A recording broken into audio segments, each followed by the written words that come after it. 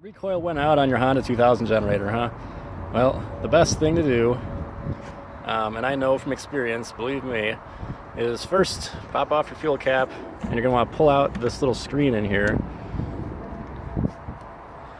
and siphon the gas out of here. And if you try to do it without pulling the screen out, you're not going to get all the gas. You'll probably leave a good like 40 or 50 ounces in there. So pull this thing out of there and get siphoning. I'll tell you, I did this whole rebuild yesterday at the advice, or using the advice on a YouTube video, and it was a good video, but the guy had neglected to mention a crucial detail that you need to put some tension on the recoil before you wrap the new cord around it. And so without knowing that, my cord ended up being too short, which made it so that, you know, I'm used to pulling it all pretty, you know, probably I guess a good 3 feet out. And even though I was accustomed to doing that, I still limited myself to a short little pull, but it still wasn't enough. And I pulled too hard on my little knot because the string got taut, like really taut, and it unraveled my knot. So that was my fault partially for not tying as good of a knot on there. But also, you know, it's really important to get this recoil right. So I'll demonstrate that today. And so as a little reminder, just a little quick wrap up, I'll take this little plate off of here, pull the recoil cord out of there. I'll slide the new cord in and put a little knot on the end. Well, I guess I'll do that part last. But anyway, I'll go around here. I'll take off these 4 screws on the back cover. Side screw there, and there's one on the other side. That little screw right by where the recoil cord comes out. Of course, I'll take the side panel off. There's 2 screws in the handle that thread in from the other side. I'll take both those off. There's 2 screws down here. All these are Phillips, by the way. Another Phillips on this side, and then there's 2 10mm bolts that I guess go through from the other side. And you also, I think you have to remove these little bottom covers to see those. And these bottom covers come off after you've removed the end covers. So I'm going to take all that stuff apart, and I'll get back at you. Alright, so that only took like 2 minutes, it seems like. And now I'm going to pop out these screws at the bottom here, the 2 on one side and the 1 on the other. You know, I think you actually don't need to unscrew this one right next to the recoil. I'm going to go ahead and undo this harness quick. Disconnect the harness, I mean. I realize I don't think it's necessary to disconnect that little electrical connector down there for the for the run starting switch, whatever. Because I don't just attach the other ones, and there's not extra tension on that one when I twist this thing back, so I'm not gonna do that and see how it works. And then so my next step is to disconnect the fuel tank. So I'm gonna do that real quick. Holding the camera kind of funny. I don't know if you can see that or not, but yeah, there it is. I'll be disconnecting that quick.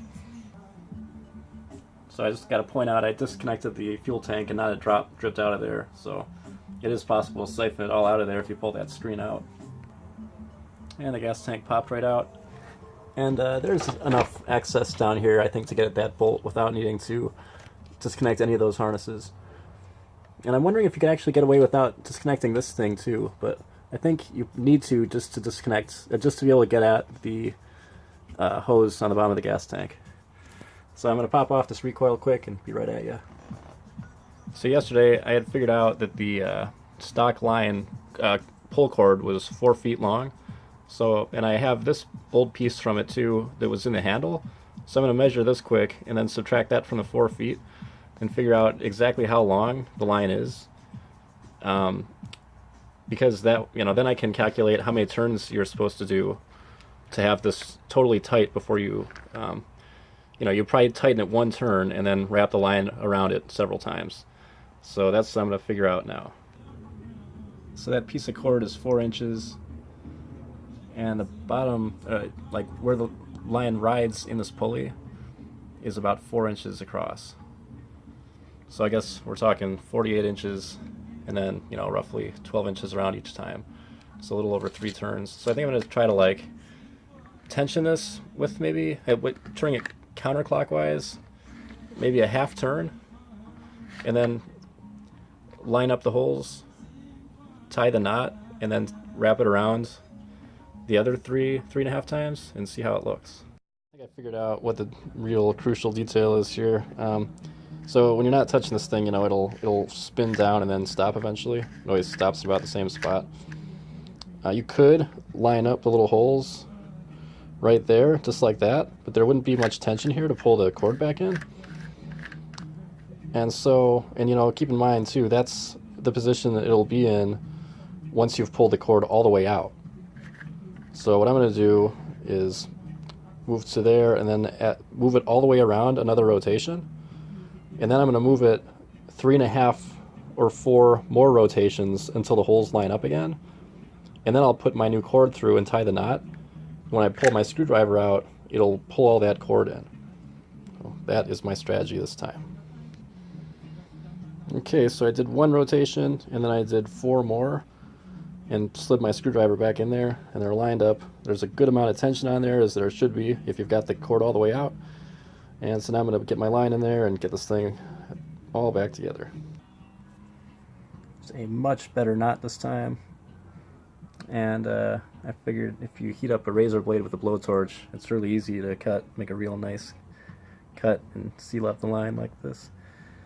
So, just gonna pull out this screwdriver and see what happens. Maybe I can actually, well, I don't want to get too crazy.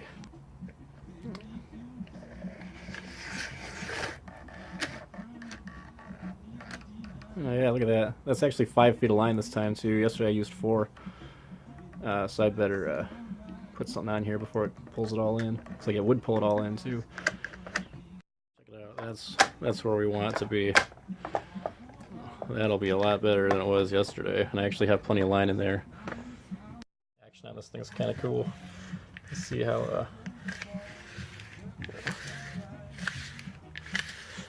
if I try to do this with one hand. Anyway, I'm gonna put it back on here and get those screws, or you know, put the 3 bolts in that hold it in place.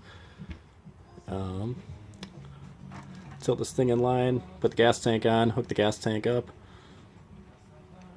put this other U thing on, put the screws on in this one.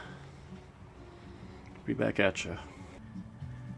You know, this time I did a wrap of electric tape around the other screw that was slipping yesterday, and it worked great. And so I'm hoping this one will too.